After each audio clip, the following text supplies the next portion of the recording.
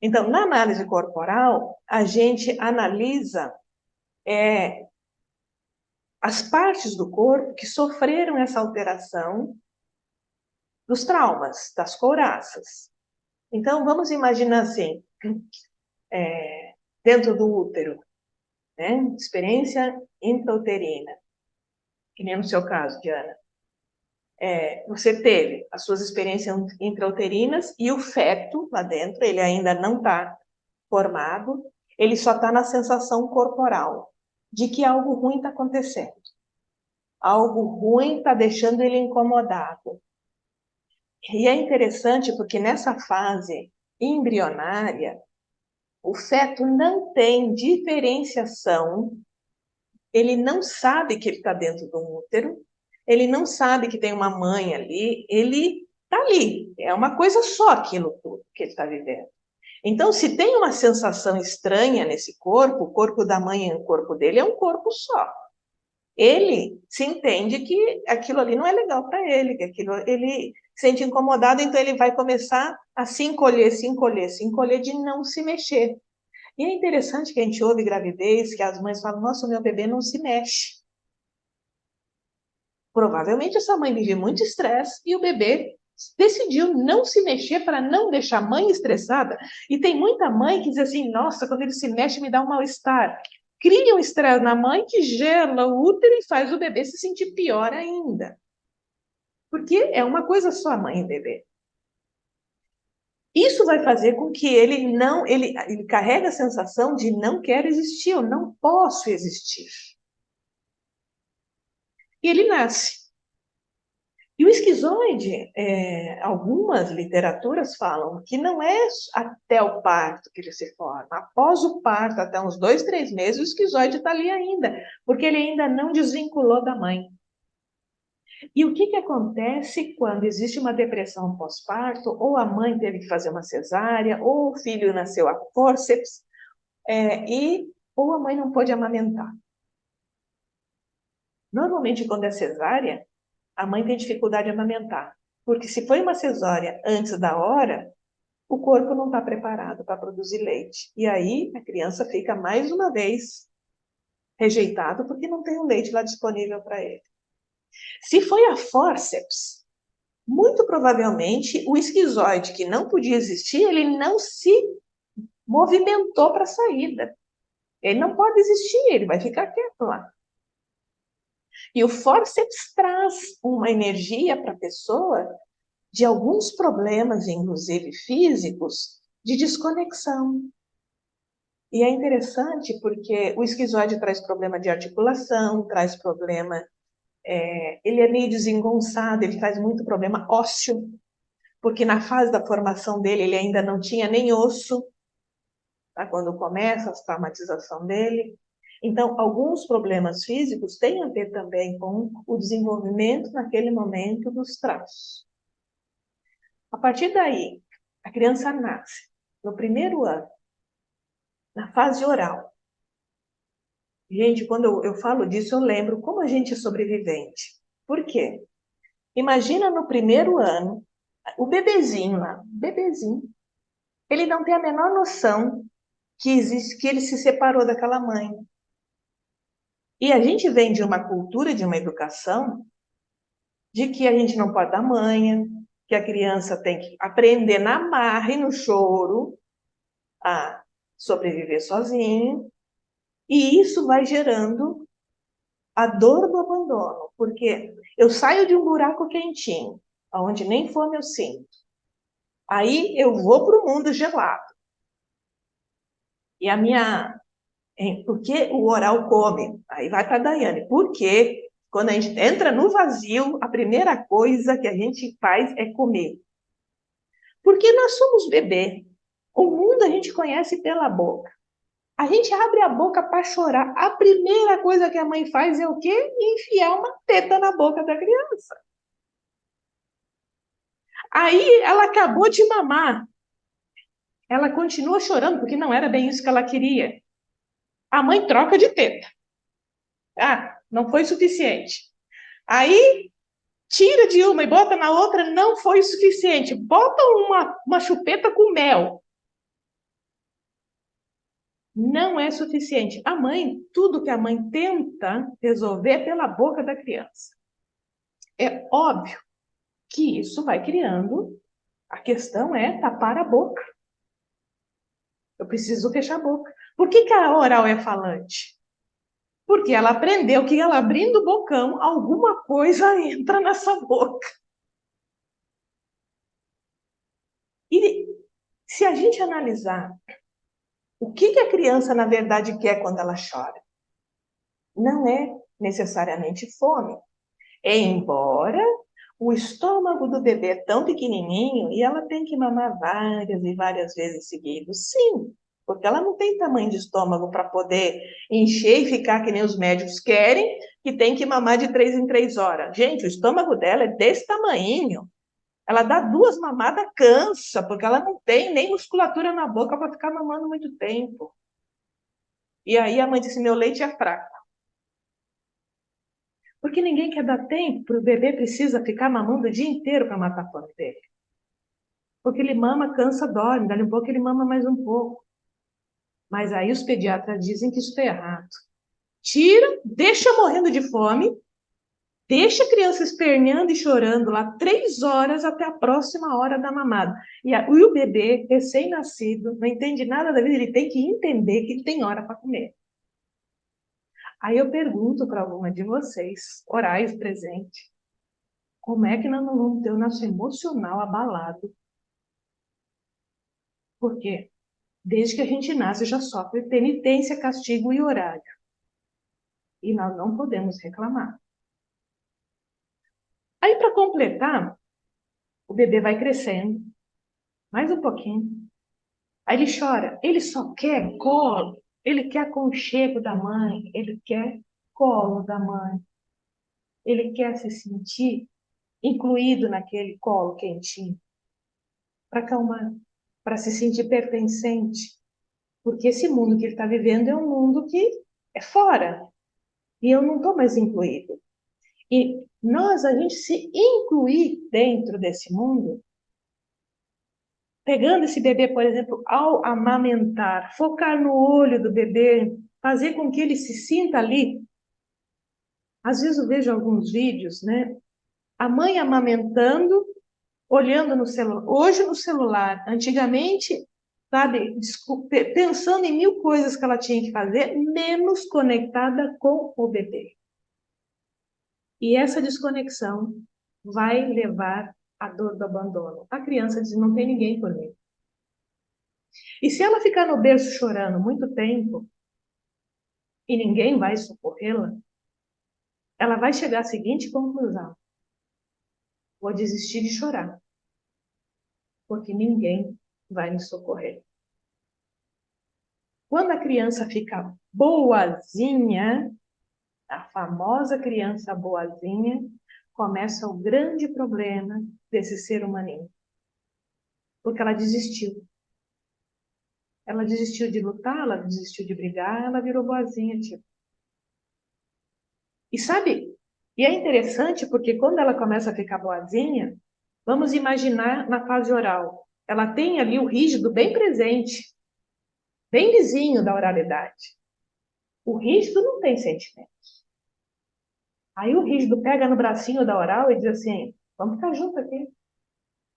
Vamos ficar junto comigo, porque comigo não tem sentimento. O melhor que tem mesmo é vamos ficar quietos, vamos se isolar. E neste momento entra o tal da oral da falta. Vamos não existir. Se a gente não existir, a gente não sofre. Por incrível que pareça. Mas hoje já tem algumas pesquisas que dizem que essa falta de conexão leva a criança a desenvolver o autismo. Por quê? Porque eu vou para o mundo paralelo, eu vou criar meu próprio mundo para não sofrer. Eu preciso criar um mundo paralelo. E logo em seguida que a criança passa esse primeiro ano e vai do primeiro ao terceiro ano, dentro da análise corporal lá do Corpo Explica, ele separa, né, a fase do psicopata e a fase do masoquista. Só que literatura original, o Reich, tanto o psicopata como o masoquista, eles se desenvolvem no mesmo período, porque é um período anal. É no período que a gente começa a desfraldar a criança. Nesse período, os dois traços são anais. Só que eles funcionam de forma diferente em prol do controle que eles precisam desenvolver nessa fase. O controle do esfíncter. O psicopata, ele descobre que a gente passa uma infância atrás de atenção e de cuidado. É a nossa sobrevivência. Nós precisamos de alguém olhando para nós para a gente sobreviver. O psicopata faz o seguinte: se eu não faço cocô, eu ganho massaginha na barriga, a mamãe dá chazinha, minha mãe fica lá preocupada comigo, me leva várias vezes no piniquinho e eu não faço, seguro. Esse controle de não fazer cocô, eu ganho mais atenção. Então, ele começa a criar a habilidade de manipulação. Junto com isso, tem o masoquista lá, também desenvolvendo nessa mesma situação. Só que o masoquista, ele segura para não fazer merda, literalmente. Porque se a mãe, nesse período, tá, é importante isso, por isso que é de 1 ano, normalmente a criança começa a caminhar, a mãe diz assim, já está na hora de tirar a fralda do bebê. Só que, se ele não tiver passos firmes, se ele não puder subir escada e descer escada sem se segurar, ele não tem controle dos seus esfíncteres. E se ainda assim a gente quiser tirar a fralda desse bebê, ele vai fazer nas calças, porque ele não tem controle. Aí a mãe vai lá e diz assim, você tinha que ter me avisado. Quando você tiver vontade de fazer cocô, quando você tiver vontade de fazer xixi, na cabecinha do bebê ele vai olhar e vai dizer assim, como é que eu posso avisar alguma coisa que eu nem sei que vai sair? Só que ele não sabe. Mas como é que ele vai avisar? Ele só sabe que é alguma coisa que sai lá. E aí o que ele faz? Trava. Fecha tudo, porque não pode sair nada daqui. Traço que tem aquela bunda chapada, ele tem as nádegas mais apertadas, porque ele tem que segurar, muitas vezes segura na boca, segura no, sabe, ele segura no corpo, ele tem que segurar para não se sentir humilhado. Mas do psicopata, que está vendo toda aquela situação e percebe que quando ele segura, quando o masoquista segura, eu ganho atenção. Aí começa a manipulação do masoquista, por motivos diferentes. Mas ele percebe que, com aquele cocô, que é uma obra dele, ele consegue muita manipulação dentro de casa. E por que a criança brinca, gosta de brincar com cocô? É interessante isso. Quando eu tive essa aula, eu digo, gente, é bem isso mesmo que acontece. A gente nunca repara por que a criança faz isso, mas somos nós, mães, que ensinamos o bebê a gostar de pegar no cocô. Porque quando ele começa a fazer o cocôzinho no piniquinho, o que a gente faz? Que bonitinho, fez cocô no piniquinho. Ó, se é bonitinho o cocôzinho que eu fiz, por que eu não posso brincar com a minha obra de arte? Qual o problema? Então, eu posso brincar com a minha obra de arte. Aí a mãe diz assim, larga disso, é nojento. O masoquista diz assim, socorro. A criança não sabe, gente, na verdade o problema é a mãe. Você percebe que mãe é o problema. Porque ela não se define no que é bom e no que é ruim para o bebê, e o bebê fica lá sem saber o que fazer. Porque uma hora é bonitinho, outra hora é portalhão. E a merda é a mesma. Então percebe que a criança realmente, nós somos sobreviventes das nossas mães. Porque a gente é atrapalhado para educar. E na sequência desse crescimento, desse andamento, o que acontece? Vem o traço rígido. O traço de caráter rígido, ele começa exatamente no período que a criança começa a enxergar diferenças entre homem e mulher. Essa semana passada, eu vi uma colocação muito interessante do menino que viu o pai fazendo xixi no banheiro e disse assim, mamãe, o papai faz xixi com o dedo. Cadê o teu dedo para fazer xixi? Sabe? E aí ele vai tomar banho com a mãe, e ele disse assim, mamãe, a senhora não tem dedo para fazer xixi? É a cabeça da criança. E ele começa a perceber que tem diferenças entre homens e mulheres, meninos e meninas. Começa a perceber que existe pares. E nessa percepção de pares, a criança começa a buscar o seu par. Então, a menina vai buscar o pai como par, porque ela entende que são pares, são os diferentes. E olha só o que acontece nesse período. Se a menina não tem esse pai como referência, se a menina não se sente amada por esse pai nesse período, ela não tem o diferente para amar. Ela não sabe começar a se envolver com esse diferente.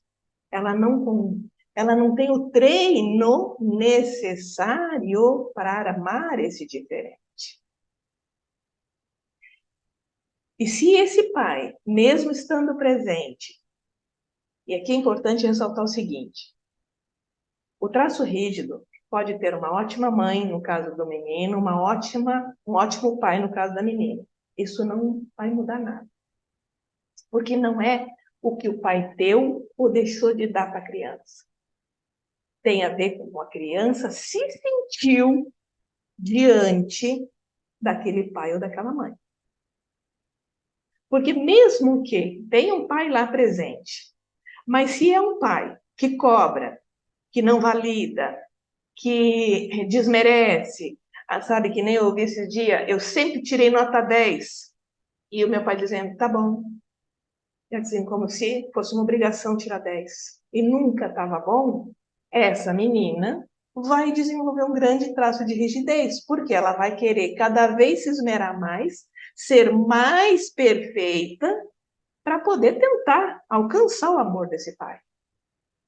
E o menino, no caso da mãe, é a mesma coisa. Se a mãe é severa, se a mãe é muito tóxica, muito exigente, e esse filho nada do que ele faz está bom, ele também vai se tornar extremamente perfeccionista, e em ambos os casos, vamos carregar a dor de não ser boa o suficiente. Então, a gente sempre vai arrumar um relacionamento inferior para poder dizer assim, esse eu dou conta, porque se for superior, eu não vou conseguir agradá-lo. A mesma sensação que a gente tinha com o nosso pai. Então, olhar para tudo isso, a gente começa a buscar dentro de nós o que nos levou para essa sensação. E quando a gente busca essa sensação dentro de nós, você vai já identificar, minha rígida está aqui, meu masoquista, meu psicopata.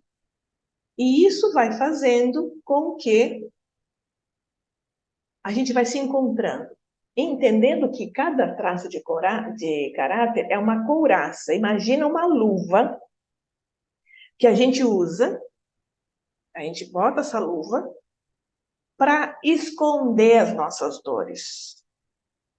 É uma proteção. Eu não quero sentir essa dor. Só que a gente veste essa máscara, essa couraça, e vamos para a vida. E vamos se relacionando e vamos fazendo. Aí a gente não olha, nem sabe que se tem uma ferida emocional aqui aberta. E o que a gente faz? Alguém chega perto da gente e vai e tromba justamente na nossa ferida. Justamente naquilo que eu não queria tocar.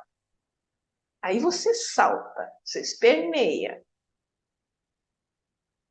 Sabe? E você reage sem saber por que você está reagindo assim.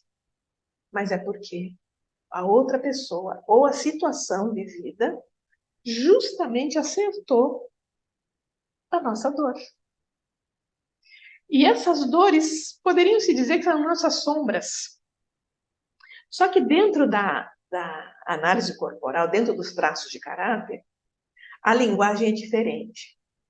Tudo aquilo que eu reconheço e trago de dor, a criança precisou desenvolver um recurso para poder lidar com aquela dor, lá na infância.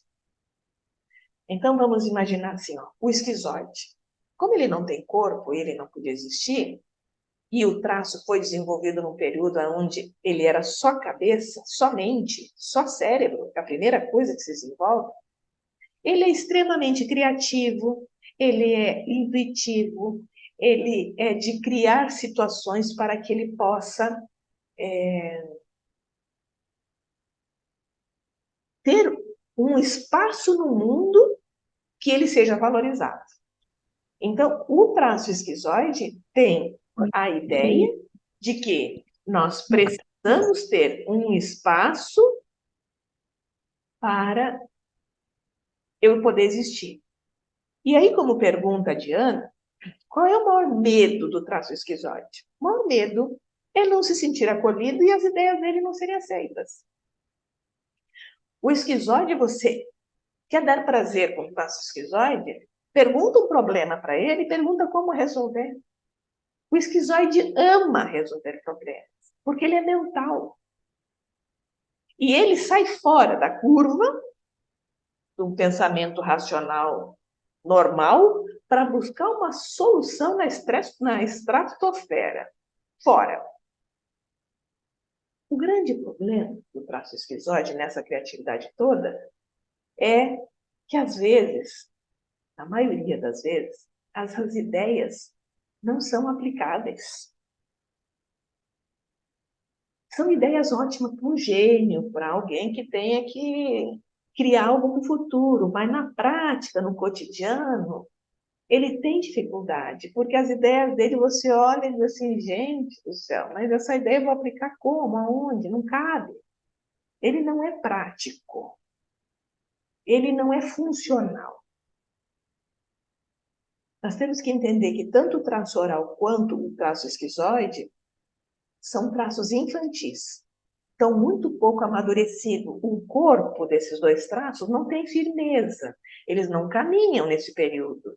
Eles não têm desenvoltura nesse período. Eles não falam nesse período. Então, tanto o oral como o esquizoide, eles são muito sensitivos. Eles têm uma capacidade muito grande de perceber, de sentir. Então, eu costumo dizer que o traço oral, dentro da espiritualidade, seria um médium, né? Capacidade telepática, intuitiva, de conexão, quase que adivinha o que todo mundo quer. O oral ele tem uma capacidade muito grande de quase adivinhar o que todo mundo precisa. Aliás, esse é o meu trunfo da minha oralidade, eu uso ela muito nas minhas terapias. Essa capacidade de sentir que o outro está precisando, o que ele está sentindo, para poder chegar no coração, no âmago da questão, e muitas vezes a pessoa não precisa nem falar. Então, é essa oralidade que me permite essa conexão de entender a dor do outro. Isso eu acho o máximo da oralidade.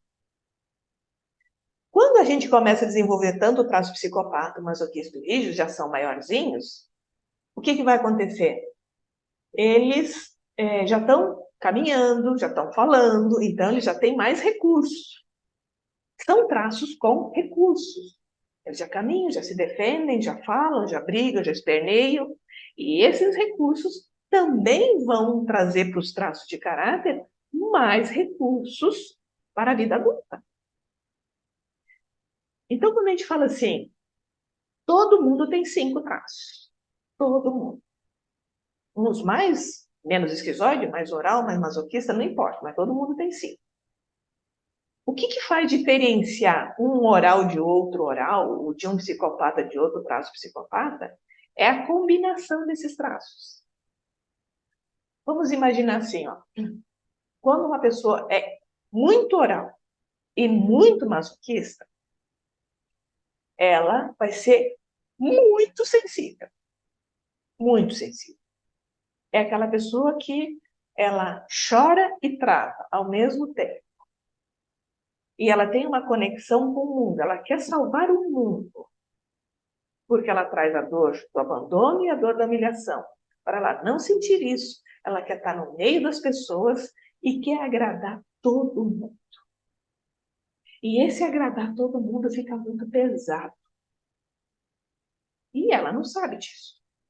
Mas são os chamados salvadores. Quando você junta, por exemplo, o oral, que é mais distribuído, né? Então, tem os traços mais distribuídos, o lado bom e o lado ruim. O lado bom é que tem todos os recursos nas mesmas proporções, mas também tem todas as dores nas mesmas proporções. Mas quando a gente olha para as dores dos traços e começa a visualizar o recurso dos traços, é interessante isso. Eu nunca vou esquecer uma vez que eu estava fazendo uma análise e aí eu falei de todas as dores e a pessoa se identificou plenamente. Eu digo, não, agora eu vou falar como é que você funciona no recurso. Quando eu comecei a descrever a pessoa no recurso, ela disse assim, Maria, essa não sou eu. Mas por onde? Eu não me imagino sendo desse jeito. Eu digo, então, você nunca teve um dia sequer no teu recurso. Mas essa é você no recurso. E depois de 2 meses levando os traços para o recurso, ela disse assim, lembrei de uma cena na escola quando eu era criança e agora eu entendi como é que você me descreveu no recurso, realmente. Porque ela tinha uma rigidez, tinha um bom psicopata e eu disse para ela, você gosta de palco. Você gosta de aparecer. E ela disse, não, eu detesto aparecer, não me vejo desse jeito. Eu digo, mas teus traços estão aqui. Você gosta de aparecer. Só que o rígido não gosta de aparecer se ele não se sentir seguro o suficiente. Ele só vai para o palco, um rígido, um psicopata, se ele disser assim, isso eu domino, isso eu dou conta, deixa comigo. Aí ele vai e brilha. Se o rígido, porque o rígido tem o perfeccionismo. Se tem um masoquista junto, quem tem muito masoquista e rígido, nossa senhora, eu já digo assim, eu tenho até dó do que você faz na sua vida, porque você é muito perfeccionista, trava em tudo, porque você não anda, porque você é muito perfeccionista. E a pessoa diz, sou eu, nunca tinha reparado que isso era normal, para mim isso era normal. Eu digo, mas você nunca reparou que você não avança nos projetos, naquilo que você tem que entregar, porque você acha que nunca está bom o suficiente? É, verdade. Então, isso é ruim? É e não é. Para quem é traço rígido como masoquista, eu digo assim, se você achar que ficou mais ou menos, está ótimo. Isso eu nunca falo com oral. Quem é predominantemente oral, com pouco masoquista e pouco rígido, eu não falo isso não, porque o mais ou menos é mais ou menos mesmo. Por uma única razão. O oral não está nem aí se está bom ou se está ruim. Ele quer conexão. Então, o traço oral, ele quer, eu falo que o traço oral é o fermento, sabe?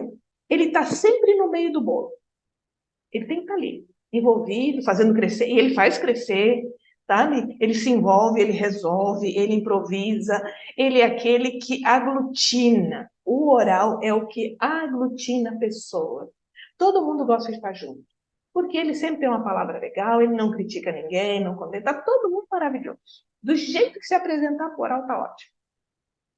O oral é aquele tipo que, se tiver que sair de pijama na rua, para ele não tem problema nenhum. Ele vai, tá de boa. A questão é quando junta o oral com o rígido. Quando as pessoas têm oral e rígido ali como traços predominantes, vai ter a vontade de sair com pijama na rua, quando chegar na rua, vão dizer o que o pessoal vai pensar de mim. É a rígida. A rígida vai entrar e dizer assim, não, volta para casa, troca de roupa. Não, assim você não pode estar na rua. A rígida tem que sair perfeita. A rígida é aquela que vai na padaria e se maqueia toda. Porque vai que eu encontro com alguém conhecido na rua, eu tenho que estar impecável. Alguém aqui já conheceu alguém que se arruma para ir na padaria. É a rígida. Porque a rígida, ela é capaz de dormir arrumada Porque vai que tem que acordar no meio da noite, ela está pronta. E aí ela vai acordar no meio da noite e vai dizer assim, ainda não estou pronta, espera só mais um pouquinho, tem que ainda passar no espelho de novo. Agora, entendam por que a rígida é assim. Porque lá na infância, o pai não validou ela. O pai não dizia assim, você é linda do jeito que você é. Você não precisa se preocupar com a opinião dos outros. Você não precisa se preocupar com ninguém, você é boa no que faz.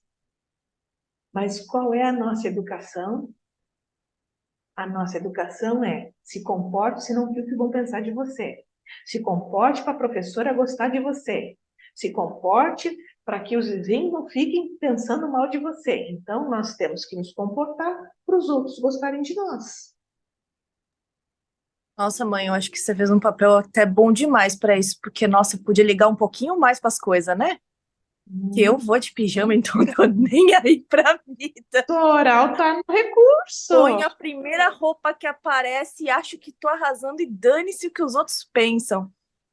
Que Só que bom. eu podia ser um pouquinho mais vaidosa. Eu acho que eu levei muito a sério esse não me importar com os outros. É tua oral que está no recurso, a tua oral não tem medo de abandono, mas em compensação, aí que tá, você é oral masoquista, né?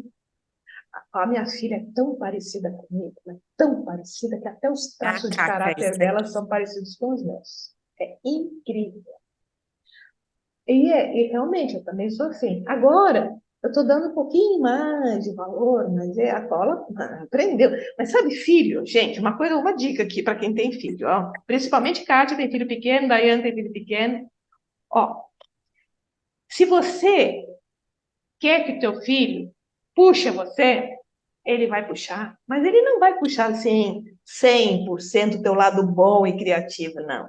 Ele vai puxar todas as tuas características, mas ele vai reforçar naquilo que ele não tinha que reforçar. Aquilo que Mas ele ninguém ensina o que não é para copiar.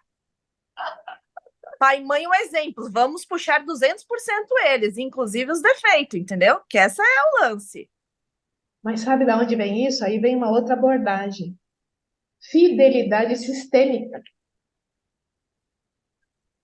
Isso também é importante. Por que a gente desenvolve esses traços? Uma coisa que eu reparo é que na família os traços meio que se copiam.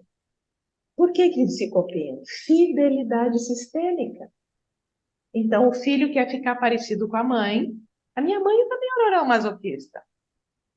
E a gente não faz isso deliberadamente. É inconsciente esse processo.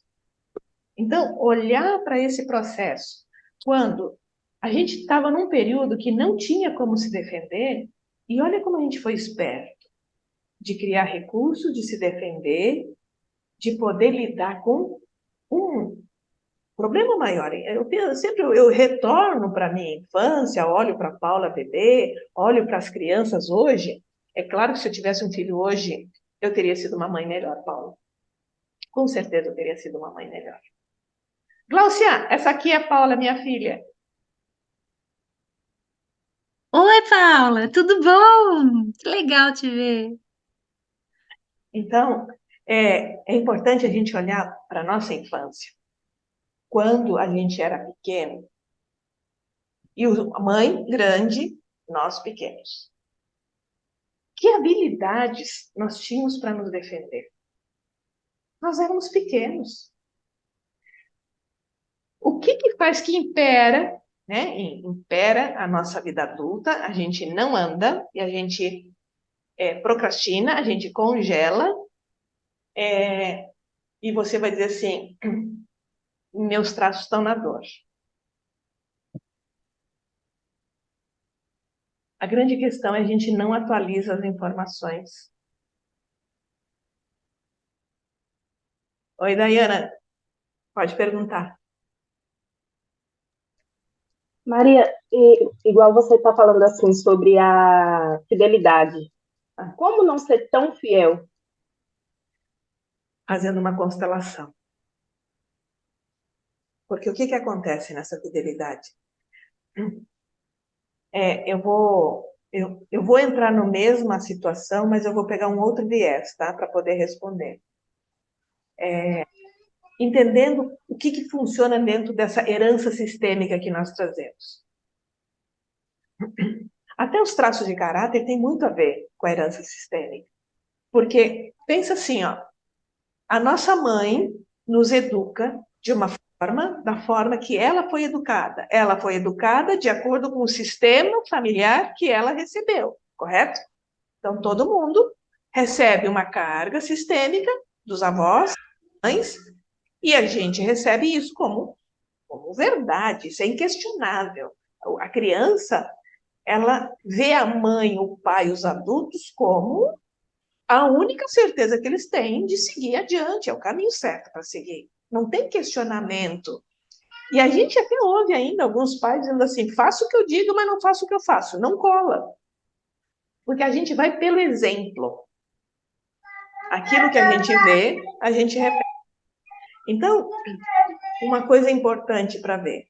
A sistêmica. Então, a sua mãe foi educada pela sua avó. Você recebe da sua mãe o que ela recebeu da sua avó.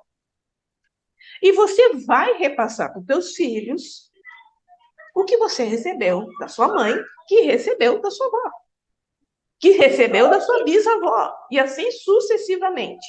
Como que a gente quebra esse padrão? Só tem um caminho. Perceba que até aqui, vamos imaginar, se você nunca ouviu falar disso, você nunca nem sequer questionou que isso estava existindo. Quando a gente começa a falar, você diz assim, nossa, mas isso é verdade. Nossa, isso aconteceu comigo. Não, é verdade. Eu estou copiando a minha mãe. Ah, aí começa a cair as fichas. Esse cair as fichas, vamos dizer assim, é o diagnóstico. Estou enxergando um monte de coisa por aqui. Ok, só que o diagnóstico não muda nada. Diagnóstico é só um diagnóstico. O tratamento entra a constelação, ou uma terapia sistêmica, né, que não chega a ser uma constelação, mas a gente vai pontuando aquilo que você vai trazendo, para trazer para a consciência quem você está sendo fiel, que fidelidade é essa? Essa fidelidade é uma herança. Essa herança é boa, ela traz bons resultados, ela traz prosperidade, felicidade, ou é uma herança de sofrimento, de falta, de doenças, de tristeza? Que herança é essa que está sendo trazida? Porque vamos olhar, por exemplo, uma herança muito comum, que é a herança da falta. Todos nós viemos de uma cultura de dificuldade. Aqui não veio ninguém de uma herança de milionários, de famílias abastadas, de fluidez, de facilidade, né? Todo mundo aqui veio de uma família humilde. E trazendo essa carga de família humilde, nós ouvimos praticamente a infância e a adolescência toda, com certeza. Que você tem que se esforçar mais, que você tem que trabalhar duro, que a vida é difícil, dinheiro não sai em árvore, se você não se esforçar, você não vai ter nada. E muitas vezes você é um Zé Ninguém, você não vai, porque se seu jeito aí não vai te levar a lugar nenhum. Ah, e quando você é aquela ovelha negra e diz assim, não, mas eu quero uma vida diferente, eu quero isso, vamos dizer assim, você é sonhadora, tá? Quem sobe muito, o tombo é maior, né? Então, você é conduzido, eu chamo isso de hipnose. Hipnose é isso, gente. Quando alguém me procura e diz assim, Maria, você trabalha com hipnose? Eu preciso de uma hipnose. Eu digo, não, você precisa de uma deshipnose.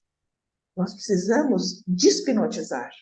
Porque a sociedade, o meio que a gente vem, já nos hipnotizou por um caminho que a gente não teve escolha. Se eu for fazer uma hipnose, eu continuo te levando para um caminho que você não tem escolha. Despinotizar é o que você realmente quer e decidir com esse livre-arbítrio que caminho é esse que eu quero, para onde eu quero ir, pela minha escolha. Mas para a gente chegar nesse nível, nós temos que começar a olhar nossas crenças negativas para começar a prestar atenção nelas, assim, como é que é o teu pensamento rápido? Como descobrir as nossas crenças negativas? Aqui vai uma dica de ouro. Como descobrir as tuas crenças negativas? Qual é o teu pensamento rápido? Olha para ele. Sabe, quando tem um estresse ou alguma coisa se apresenta no teu dia a dia, qual é o teu pensamento rápido? A primeira coisa que você pensa, é uma coisa positiva ou uma coisa negativa? É uma coisa que vai dar certo ou um estresse que não deu certo? O que te move neste pensamento rápido é a tua rota de fuga.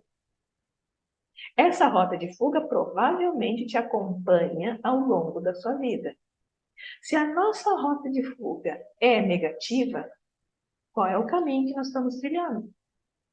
É por essa rota de fuga. Se hoje a gente sabe que aquilo que você pensa, aquilo que você crê em você, é o que você vai ter na vida, a grande pergunta é para onde você está indo. Por isso que ter clareza sobre quem que eu sou, para saber como, é, primeiro, onde eu estou, onde é que eu estou, que vida que eu tenho. E aí você vai começando a construir teus bloqueios, abraçar tuas dores, abraçar os teus traços, abraçar quem você é, reconhecer tuas sombras, e você vai se expandindo, dizendo, opa, olha quanto recurso eu tenho aqui. Ok, com essa segurança interna de que você não é tão fraco quanto você imagina, você não é tão inútil como te disseram lá no passado, que você não era bom o suficiente, e você começa a se autovalidar. O quanto você é bom. Dentro dos teus traços. Você está no recurso ou está na dor? Entendendo que os traços de caráter são como uma moeda com duas faces. O esquizoide, de um lado, ele tem a dor da rejeição e prefere ficar numa caverna sem contato com ninguém para não se sentir rejeitado. Do outro lado, enquanto ele está nessa caverna, ele não fica quieto, ele está sempre inventando algo criativo para se sentir inteligente. E ele se inclui nessa caverna, ele cria nessa caverna. Os grandes inventores da humanidade eram esquizoides. Os grandes espiritualistas também eram esquizoides. A dor da oral. De um lado da moeda, a dor do abandono. E ela, para não ficar sozinha, para não se sentir abandonada, ela faz amizade com qualquer pessoa. O lado bom, o lado ruim disso aí. O lado ruim dessa oralidade que se conecta com qualquer pessoa, contando de não ficar sozinha, ela tem uma capacidade muito grande de arrumar pessoas abusivas, pessoas não boas, pessoas tóxicas e até o lixo. Porque para ela, você está conectada. A dor da solidão é uma coisa tão ruim para ela que ela prefere ficar com alguém que a massacre para não ficar sozinha do que dizer não para aquela pessoa. Então, o oral não gosta de dizer não. Aí vem o psicopata, que eu chamo assim, o meu traço é o menor de todos, mas eu digo que o psicopata é o maestro dos traços. E não importa se é grande ou se é pequeno, ele é forte. Ele é aquele carinha que tem lá dentro da nossa cabeça, que negocia com a nossa tristeza, com a nossa alegria, com a nossa falta, no recurso. Na dor, o coitadinho vira vítima. É aquele lado de nós, nosso psicopata, assim, eu perdi meu emprego por causa de fulano, por Beltrano, porque os colegas, porque não sei o quê. Todo mundo é culpado pela minha desgraça, tá? Eu sou ótimo, mas o mundo não colabora comigo. As pessoas só vivem me fazendo mal. Então, ele é o vitimismo. E, de alguma maneira, ele acredita que o mundo deve. Então, ele é pedinte, ele quer ser servido. Ele, no recurso, ele é o nosso maestro. Ele, na dor, ele é aquele músico que não acredita na capacidade nem no dom dele. Então, ele também te arrasta para baixo. Muitas vezes tem pessoas com bom psicopata e estão numa dor e não conseguem se erguer, porque o psicopata é o primeiro traço que a gente tem que levantar. Porque é ele que vai puxar o resto. Ele é muito forte. O masoquista na dor. O masoquista na dor tem dor da humilhação. E na dor ele vai carregar o mundo nas costas. Ele é aquele, diz assim, deixa comigo que isso aqui eu tiro de letra. Eu faço. E o masoquista não manda fazer. Ele quer fazer. Porque ele sabe que ele fazendo vai dar certo. Ninguém faz tão bem quanto ele. Mas ele é perfeccionista para não se sentir humilhado e ser validado do quanto ele é bom. Então, o masoquista é aquela pessoa que é metódica, aquela pessoa que gosta de ordem, é aquela pessoa que tem tudo anotado, tudo planejado, tudo agendado, tudo programado, e ela detesta que essa agenda seja quebrada sem aviso prévio.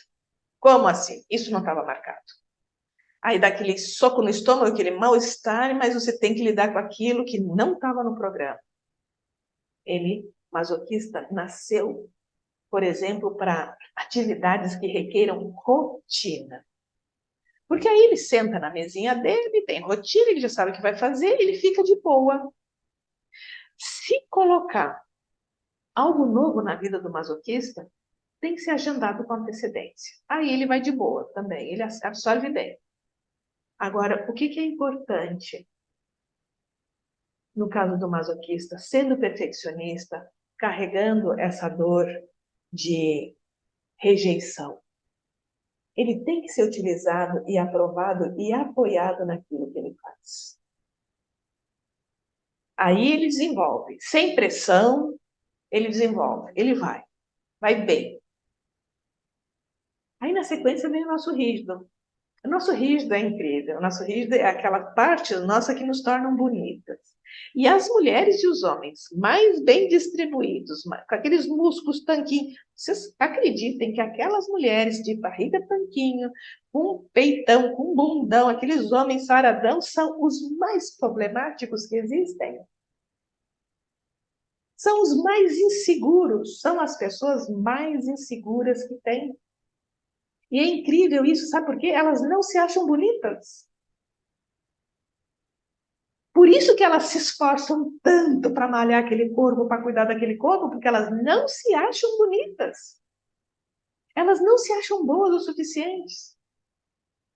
Que vem da dor, da traição, de não ser boa, de ser trocada. Porque lá na infância, quando a menina se apaixona pelo pai, e mesmo que o pai diga para ela assim, você é a princesinha do papai, você é o amor do papai, aí à noite ele vai lá dormir com a mãe.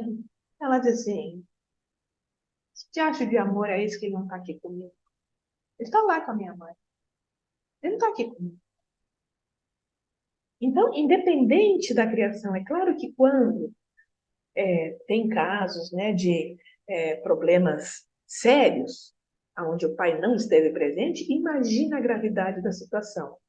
Mas eu falo que, mesmo que você tenha tido pai, mãe bonitinho, nunca se separaram, nunca tiveram problema nenhum, tem uma rígida na dor. E quando alguém diz para mim assim, não, eu me dou bem com meu pai, não tem problema nenhum com meu pai. Aí o problema é maior. Por quê? Porque existe uma fantasia. Precisou existir uma fantasia para dizer que eu não tenho problema nenhum com meu pai. Eu não quero olhar para esse problema. Não tem problema nenhum, está tudo resolvido. Aí você pode parar aí. Porque aí está o nosso maior problema. O homem, né, tem problema de relacionamento e tal. Não tem problema nenhum com a minha mãe. Pode parar aí que o problema dele é a mãe. Não é o adulto com problema da mãe. É a criança que teve problema com a mãe. E é isso que a gente tem que... Não é nós hoje, adultos, temos problemas. É a nossa criança que teve problema. É como a gente se sentiu pequeno. A gente se sentiu não bom o suficiente.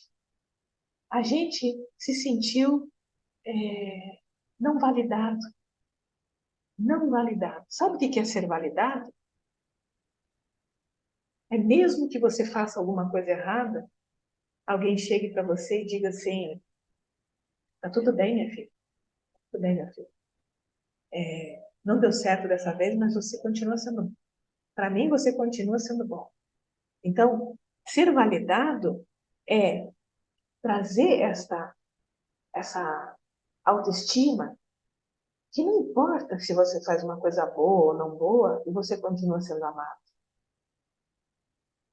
Agora, imaginem alguém que nunca ouviu do pai e da mãe, já foi amado. Como fica isso? Todos nós somos sobreviventes. Porque quem está na casa dos 50, dos 40, teve uma mãe que talvez não recebeu o amor da mãe dela e não sabe nem como dar.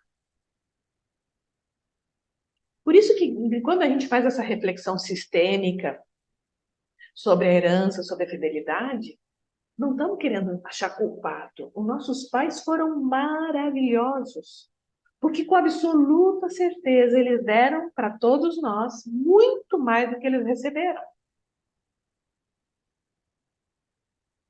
O pai que bebe é a forma dele suportar a vida dele. De tão ruim que é, ele precisou beber para poder suportar a vida dele. Ele é uma vítima também do sistema dele. Então, olhando hoje o que aconteceu, nós não vamos invalidar que a criança que precisava de um pai e o pai estava lá no boteco bebendo, a gente vai invalidar a dor da criança. Não. A criança realmente sentiu a falta daquele pai. Mas aquele pai é culpado? Também não. Por isso que eu amo a sistêmica. A sistêmica diz assim, ó, ninguém é culpado e todo mundo é vítima ao mesmo tempo. E olhar para tudo isso não é achar culpados. Olhar para tudo isso é olhar como um investigador o que aconteceu aqui nesse sistema. E normalmente a gente vai encontrar exclusão, abuso, abandono, muita dor, muito sofrimento, muita precariedade. E eles deram o melhor que eles podiam. E sempre quando a gente retornar, que nem a Daiane colocou, como diminuir essa fidelidade, talvez o caminho mais curto para encontrar esse caminho é entendendo que aquilo que eu estou sendo fiel, meu pai, minha mãe, eu não preciso dessa fidelidade. Eu sei que eles me deram o melhor que eles puderam, mas eu posso abrir mão dessa fidelidade. Eu posso, a partir de agora, escolher um novo caminho para mim. Eu não preciso segui-los. Até por uma questão de manter esse sistema ativo e vivo, eu preciso seguir meu caminho. E muitas vezes, olhar para aquilo que é igual, se é bom, eu sempre digo assim, você está lá com o teu baú de herança, você abre ele. Aquilo que é ouro, joias, né, coisas que vão te agregar, deixa lá e leva. Agora, aquilo que é dor, sofrimento, você precisa disso? Deixa. Ou devolve para a origem, ou larga de mão no meio do caminho. Você não precisa carregar isso. Às vezes a gente carrega doenças inconscientemente. E a grande pergunta aqui é: por que raios nós carregamos isso? Fidelidade. Tá, ok, fidelidade, estou sendo fiel ao sistema, mas que necessidade é essa de eu carregar isso? Sabe por que a gente carrega isso? Porque a sensação que dá na gente, se eu abrir mão disso, eu vou me desconectar dos meus pais, eu vou deixar eles para trás, eu não vou ter mais nada em comum com eles. E aí eu vou me sentir mais sozinha no mundo ainda. Porque até a dor e o sofrimento é um elo de ligação. Entendendo que soltar os lixos dos nossos antepassados jamais vai desconectar a nossa essência da nossa mãe. Nós somos, sempre seremos um só entre eu e a minha mãe. Porque nós somos a continuidade dela, mas nós podemos, por ela, decidir sermos melhores, mais leves, mais livres, mais saudáveis. E o paradoxo é, se eu mudo a minha mãe, mudo meus filhos, eu mudo ao meu redor. Então, quando a gente busca por essa evolução, por essa libertação das nossas dores, dos nossos lixos sistêmicos, a gente está fazendo um bem aos nossos antepassados.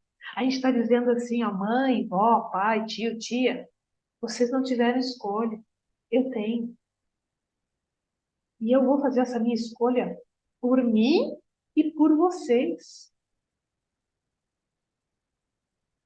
Vocês precisaram carregar isso até aqui. Eu não preciso. Eu posso escolher uma outra vida.